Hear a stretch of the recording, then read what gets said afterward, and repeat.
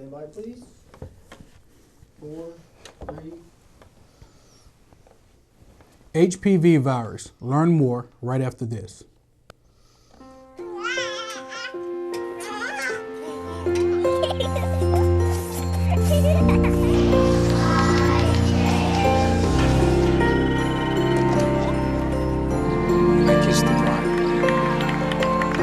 A full life measured in seats starts with the right ones early on. Car crashes are the #1 killer of children 1 through 13. Learn how to prevent deaths and injuries by using the right car seat for your child's age and size.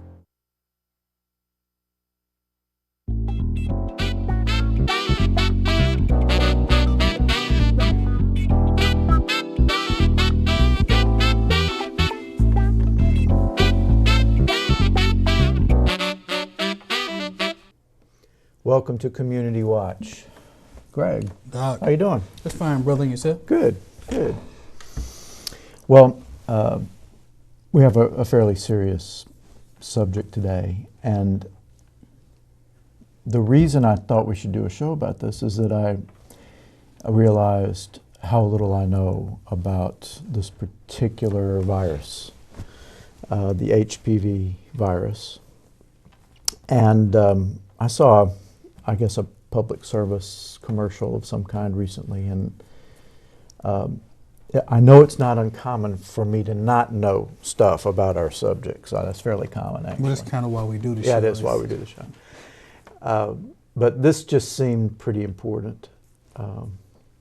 So it's totally selfish. I want to know more. Well, But you know, I'm guessing you know all there is to know already, as usual. really? Yeah. That's why I'm the co-host. Yeah. No, I don't. But actually, I have been privy, to be into some workshops we've done with students in the 100 about HPV and sexually transmitted diseases and things of that nature. And HPV, I think, is one of those that's a lot of misinformation about. People have an idea, they think they know, but so it's one of those subjects really we should be discussing on a regular basis, though. Well, we'll be discussing it today. We have two guests that will be joining us in a moment, Krista Gilmore and Janet Everhart, and I will give their amazingly long titles when they get out here after the break. So stay with us. You're going to learn a lot. We'll be right back after this.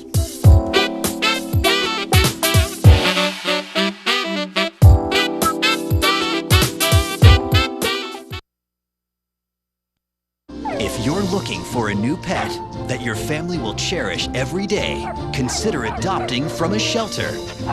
Shelters are the best places to find a new pet. That's where you'll discover healthy, loyal, and loving animals, eager to become a part of your family. A person is the best thing to happen to a shelter pet, so bring home your new buddy today. To find out more, visit theshelterpetproject.org. Welcome back to Community Watch. We're very happy to have with us today Krista Gilmore, health educator for the Floyd Teen Resource Center. Is that right? Yes. And Janet Everhart, who is the immunization coordinator of Northwest Georgia Public Health. Yes. Is that right? Yes, it is. Ah, Good job. thank you. Thank you. All right, HPV stands for, Human papillomavirus. and you say that just so easily, like it's nothing. And like we just should know. Yeah, it we just should came up like, just. You can probably get the H and the V, right? You just couldn't get the P. Human papillomavirus. Papillomavirus. Which is. Once you say it, you have to spell it. No, we just Now gonna say that's going to HPV. be a problem. Okay. But what is HPV? HPV, like I said, is a human papillomavirus, and there's 100 different types of this virus. We typically see it in different infections in different parts of the body, but most commonly people think of it with cervical cancer. But it's a virus that can be picked up through sexual activity of just about any kind. So it's very common, and most of the time, people don't even realize they have it. Now, is it a STD only? Yes, it is an STD. Yes, and not only does it is an STD, but it also can cause cancers, certain kinds of cancers like cervical cancer, and also recent studies have proven that it can cause throat and mouth cancer. So, is this virus been around like forever? Because it seems like in the common list of STDs, I don't remember that being in the list. Back when I was in school, which was a while ago. I know back then. we did have electricity. Well, it's fairly recent. I mean, I would say in the past 10 to 15 years, they've just recently, probably in the past 5 to 6 years, maybe 10 years, come up with this vaccine. There are 2 types of vaccine that cover HPV. One is Cervarix, and the other one is Gardasil. Gardasil is probably one that most people hear about because there are a lot of TV commercials about that. Cervarix is only for females, and it covers the cervical cancer part. Gardasil is for both male and female, and it covers cervical cancers, genital warts, and some of the mouth and throat cancers that we're seeing. So let me ask you this then. So do we know where the virus comes from? Not particularly. There's not a whole lot of data on that. But I think the most important thing is to know that it can be transmitted without actually having sexual intercourse. And a lot of times you don't know that you have it until later in life. It may lay dormant. And especially with women, they may not find out till they're older and they're having their pap smears done. But that the majority of cervical cancers are from the HPV virus. So now you say it can be transmitted outside of just sexual intercourse. Yes, like skin to skin contact of an infected person. Yes, and like I said, that person may not even know they have it. So even though you may only have one sex partner your entire life, they may have come in contact with someone along the way, and then you get it. So you mean like shaking hands? No, not shaking hands, but just an intimate, like maybe heavy fondling, that sort of. Not by shaking hands or anything. I was gonna say, look, we just. Yeah, you're up the creek, man. but so I'm assuming then if you can transmit it through skin to skin. From if someone's infected with it. So I'm assuming that there's no clearly visible signs that you have. Well, if someone has genital warts, for example, that kind of skin to skin contact, if they do have that. So it would be something visible like a wart or something? Potentially, yes. Okay. But it may not. But it may just be, that. And it would come in contact with your susceptible skin, correct? Yes, yes. Which is, I explain that like to my teens. Like, have you ever put hand sanitizer on and it stings? Mm-hmm. You know you got a cut. Yeah. Or your skin is open somewhere. Mm-hmm. But you didn't know it before you put that hand sanitizer on. That's susceptible skin. Okay. I'm very paranoid about that. Well, and what the problem is, a lot of people don't realize is most sexually active male and females are going to come in contact with that at some point in their lifetime. Now, most of the time, the virus resolves it resolves on its own. It is an infection; it causes infection, but most of the time, it resolves on its own. But on the other hand, it may turn into something more serious. So this is possibly, or not possibly, this is more than likely a virus most active adults have dealt with, they just don't know it. Exactly. Okay. Mm-hmm. So once someone has this, do they have it always? Does it go away on its own, or they're just a carrier? Yes, it can go away. It can go away. Like I said, it can resolve itself, or it can manifest into cervical cancer or the genital warts. But those things, if they're caught early, can be treated. All right, so, gosh, where do I go? All right, so there are no, unless one of these more serious complications come up, you will never know. Because typically women will find out if they have cervical cancer from their annual pap smears, or if you have genital warts that show up and those type of things, or you end up having mouth cancer, and they can test. Usually when they do a pap smear, they do the pap smear checking for abnormal cells, but then they also actually have a test that tests for the specific HPV virus. Well, I want to talk about the vaccine in more detail in a minute, but should people be, regularly getting tested for this, just as a matter of course? I don't know that they should regularly be tested. I think they should just be aware that it's out there and that if they can get vaccinated, to do that. And we can certainly talk about the vaccine. Now, how widespread is it? How many? Well, is that right now, percentage? approximately 79 million Americans are currently infected with HPV.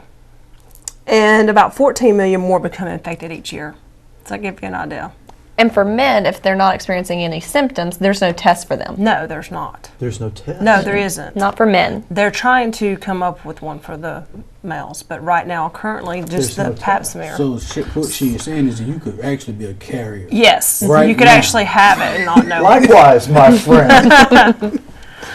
There's no test. Yeah. Oh, Well, man. like most STDs, and Krista could vouch for this, you don't have symptoms until the latter stages. So this Often, is, 75% of women Never even know they have and it. 50% of men don't experience symptoms. And then a lot of times, if they do experience symptoms, some of the symptoms are so common. With some of them, let's say you have abdominal pain, a fever, and you're vomiting.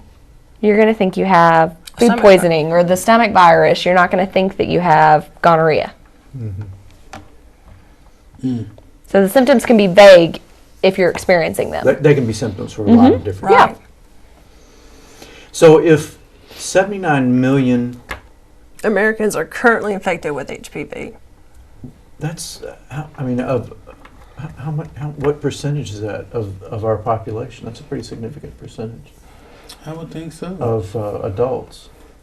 With the 79 million is considerably. I mean, when you think about, okay, that's a hard number to grasp. 79 million. Yeah, I guess, I but mean- you got to look at how many people we have in the entire United States. Yeah. There's probably several hundred million. Yeah, but still. It's still it's It's still a good actually number. you say 14 million? 14 million become infected each year. So that's about a quarter of a million. I mean, that's about a quarter of our population at any given time that's Infected. infected. That we know about. That we know That about. we know about. Yeah. So potentially it could be more. So really, this is probably a very common situation, occurrence that's happening within us that we just never know about. Right. Okay. So we don't need to be alarmed because No, it's no. I something just that think you need to be aware. aware. Be conscious of it. All right, so the vaccination prevents what? It prevents the cervical cancer, the mouth and throat, and anal cancer, and the genital warts. But it does not prevent you from getting the virus. Well, yes, in a sense, it prevents you from getting the virus. So let's talk about the vaccine a little bit. The HPV vaccine is a 3-series vaccine over 6 months. And as I was talking about, there are 2 of them, Cervarix and Gardasil. Gardasil is for both the male and the female. And for the females and males, typically they get the first dose between 11 and 12 years of age. For the males, we can give it up through age 21, for the females through age 26. And the reason why the routine recommended age is 11 to 12 is because you want to get these kids started on this series, because it does take 6 months to get all 3 doses, and it's imperative that they get all 3 doses to be completely immunized. But you want to get it in their system, so just like the flu vaccine or any other vaccines, you want to allow the body time to build up antibodies. And you want this, studies have shown that the earlier they get this, the better immune they'll be, because at that age their immune system is able to protect better. So you want to get it before they're going to start any sexual activity. So that's why it's recommended at 11 and 12 years of age. Now, if your child doesn't get it at that age, by all means, if they're 16 or 17, get it started. But the sooner you can get it started, the better protection they'll have. Now, is this the one there was some controversy about it not being? I think at one point it was some vaccine that was talking about immunizing young girls mandatorily with? Yes, Just in one? Texas, yes, it was. And a lot of parents are hesitant about getting this for their children because they think it will promote their child to engage in sexual activity. But I really look at it as it's preventing cancer. It's a cancer preventing vaccine. Both my son and daughter have had the series. And I kind of look at it like this. You know, of course, all parents, we want our child to wait to engage in sexual activity, but at some point they will get married, hopefully, and we can't control that person and what they've done in the past. So at least as a parent, you know you've protected your child against that by getting them their vaccine series. Well, we're coming up on our first break. Obviously, we have a lot more to talk about this, so stay with us. We'll be right back after this.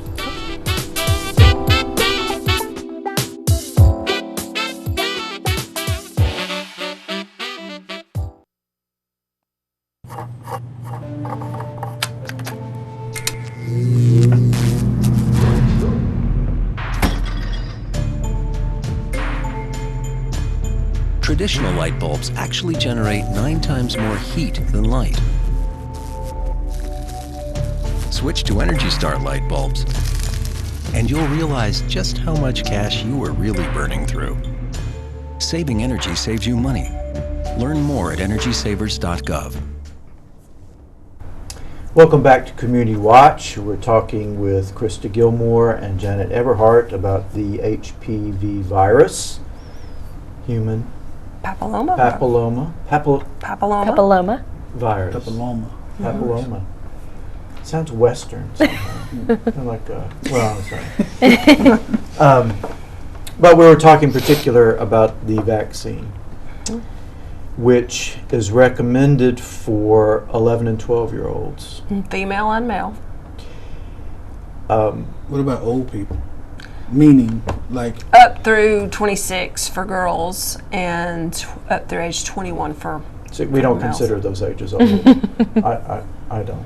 I'm talking about like us. Yeah, I know what you're talking about. I eventually see them changing the age range, but typically right now the reason why they have that age range is the pharmaceutical company that produces this have only done studies up to that age, so they're currently in the process of doing study, because as with any vaccine there's rigorous safety issues to go through, and they have to do studies and data on certain ages, so that's why it's set at the age range right now. But I see that increasing up to in the 30s, because that's where a lot of the females are seeing that they have cervical cancer when they're in their 30s, late 20s, 30s, when they go get their pap smears. But I can also see that from a standpoint that if it's so prevalent, once you hit a certain age, the chances that you've already That you came in contact. Right, or you've have already happened. developed the antibodies necessary Right. to fight it off is probably. So that's why yeah. it's so crucial that the kids get vaccinated at younger age. Well, help me understand what the vaccine does. The vaccine work by preventing someone from catching the virus to begin with? Yes, sir. Specific strains of the Yes, virus. there's actually 4 strains of the virus. It's 6, 11, 15, and 16. Those are the 4 most common of the human papillomavirus. 2 are the cervical cancers, and 2 of those strains are the genital warts. And the way I sort of explain that to my teenagers to make it a little bit more, easier to understand is that, people every year they say you have to get the flu shot. It's a virus. Viruses have multiple strains, and the vaccination each year is based upon the strain that's going to be the most prevalent. So just because you get your flu vaccination doesn't mean that you couldn't come in contact with a different strain Right. that wasn't, that's not as prevalent. Because people complain, I got my flu shot, but I still got the flu. Well, you were vaccinated against what you were most likely to come in contact with, but not against all strains. Correct. So then, therefore, with the strain that we know causes cervical cancer in young girls, do we know what strain causes cervical cancer in young girls? Or all strains cause it? No, there's 2 of the most common are in this So therefore, vaccine. when a young girl is vaccinated, then I'm assuming it's against those 2. Yes, sir. strains. They've isolated it to those 2. So then later on, she could come in contact with another strain and Potentially. actually contract the virus, but it would not manifest into cervical cancer then. It depends on like I said, there's 100 types of the virus. Okay. So, but they've isolated it down to the 2 most common Okay. strains. So still a small chance, but There's some very unlikely. Yes, just like with the flu, you Yeah. know, they take an educated guess each year based on the southern hemisphere and what their flu season is and the strains, and that's how they do it. Oh, that's how they do it? Mm-hmm. Yeah. I didn't know that. Learn something new every day. Yeah. All right, so if someone in the, say, upper teens, just as an example, is already infected with the virus and then doesn't know it and then gets the vaccination, does the vaccination work still? It can, because there's still other strains in that vaccine that they may not have come in contact. They may have only come in with one of those strains. So yes, as long as they're under the age of 27, they can still get the vaccine. It still can provide some protection for them. Okay. Same way with males. They can do the same thing. So, But with the males, you would have no idea whether they had the infection or not anyway. no, mainly I'll tell you that a lot of the reasons why now the CDC has recommended males to get it is because they're the vector. They're the ones transmitting it. So if we can kind of stop that transmission with them and get them vaccinated, just kind of like I go back to the flu, the more people we can get vaccinated, it stops that transmission with the virus between the male and the female. That's what I'm saying. It's somewhat problematic when you just said it, in the sense that if males can have it and they're not aware of it, and then it can be dormant in the host for a while, so actually you could be with a partner and develop the cancer or strain or whatever, but actually you don't know, you could have got it Exactly. prior to that partner. Right. And so like when traditional STDs, you know, if you got this, you got it from this person. Right. But with this, You may not, the male may not ever know who they contracted it from, but then once they get married, they have it, then they pass it to their wife. But what if the wife And not that has it they already? could have, and she could have had it And already. so she's looking at him sideways. So in a sense, getting the males vaccinated is going to hopefully stop that transmission.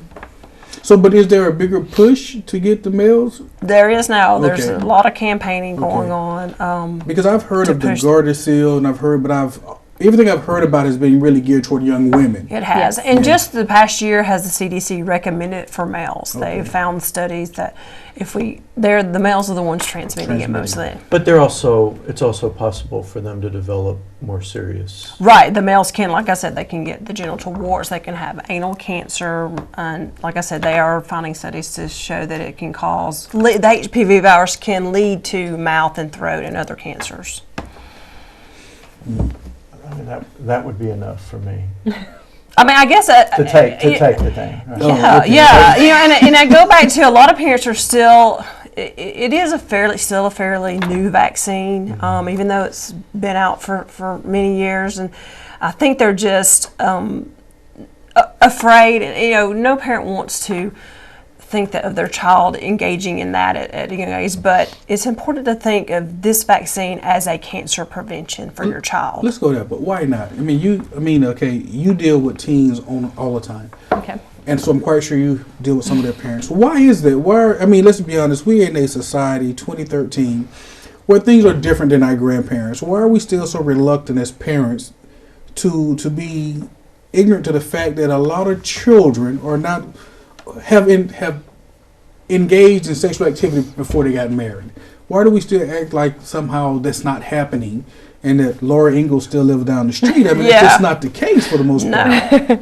Well, I think most parents, they don't want to think of their children as being sexual beings. Yeah, like I was saying, they don't want to think of that happening. Ever. So, You know, I mean, they realize at some point, but it's a very uncomfortable thought. But with this vaccination, it's to be stressed, it's a vaccination, which means it's prevention. It needs to be done before. Way early on, before the even onset of any sexual activity. Yes. So it doesn't mean that they're sexually active No. at that age. No. Just someday. Someday Yeah, it's they will be a provide sexual protection. being. They'll be Yes. sexually active at some point in their life. And this is going to provide them protection when they become sexually active. So it's an innocent thing. For the Imagine future. a 20-year-old that finds out she has cervical cancer and it's stage 4 and she's going through chemotherapy and all that. And just imagine if she had had the opportunity to get this vaccine, she may have not had to experience all that. And that's to me, that's a no-brainer. So the vaccination has been around for years. Yeah, at least 6 to 8 years. You know, because I'm just not. I mean, I may not. You apparently hear more. You know, working in the schools. I guess with younger students, but I don't hear much about this. Well, for me, just working with teens and being somewhat, with some of the things that teens deal with, but I'm just amazed at how we seem to have some kind of, we're a very sick nation. I mean, we live off pharmaceuticals. I mean, this kind of theory that somehow by taking the vaccine, because I know people that don't want to take the flu. I'm not putting anything in me. But we know polio and all these other things, polio, chickenpox. We know vaccinations work. Yes. Now we know everything and nothing is perfect, but we know vaccinations work. Right. And so I'm kind of. But this is not a vaccination to prevent the flu. This is a vaccination to save lives. I mean, Yes. it's a much more serious. Yeah. We have just a couple of minutes left. Krista, I know that y'all have an event. We do. It's some time from now, but if you want to go ahead, Okay. because this may prompt folks to want to find out more. All right. We are actually hosting an event March 4th, and it's going to be at the Palladium, and it'll be from 6 to 8, and it is an HPV discussion with mothers and daughters or female caregivers and young girls, and we provide it's a catered dinner. It's very nice, pink tablecloths, flowers. We raffle away gifts. It's a very lovely evening. The girls are able to ask questions. The mothers are able to ask questions, and they get information more on the HPV virus and on the vaccination. And we also talk about puberty and just kind of fill out our audience where we're at and what information they need to get. And we will actually have Dr. Ann White of Valley Healthcare. She'll be doing the presentation. And it is in partnership with Northwest Georgia Public Health and also with the Northwest Georgia Regional Cancer Coalition. So how many people can attend the event? We can do up to 100. And and but it is RSVP. It is RSVP, and they need to RSVP by February 24th. And they can either call Angie Robinson or email her. And the phone number is 706-802-5828. Okay, when we come back from our next break, I'll give that contact information again. And maybe we ought to talk about doing one for guys. Yeah. I mean, since they're... I want the tablecloths and all that stuff too. Do you? They do have them, father-son. Well, we've got to take another break here. When we come back, I'll give you that contact information again, so don't go away.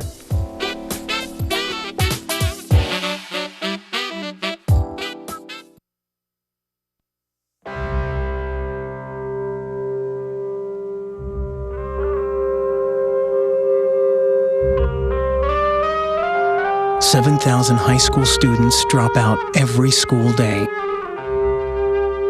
That's a line of desks more than 4 miles long. We can keep students in school. Visit boostup.org and take the first step. Welcome back to Community Watch. I want to thank Krista Gilmore and Janet Everhart for being with us today to talk about the HPV virus. And if you want to participate in the mother-daughter dinner that's coming up on March 4th, you need to let them know by February 24th. Call Angie Robinson at 706-802-5828 or email arrobinson@dhr.state.ga.us. And we appreciate you being with us this time. We'll see you next time on Community Watch. Thanks.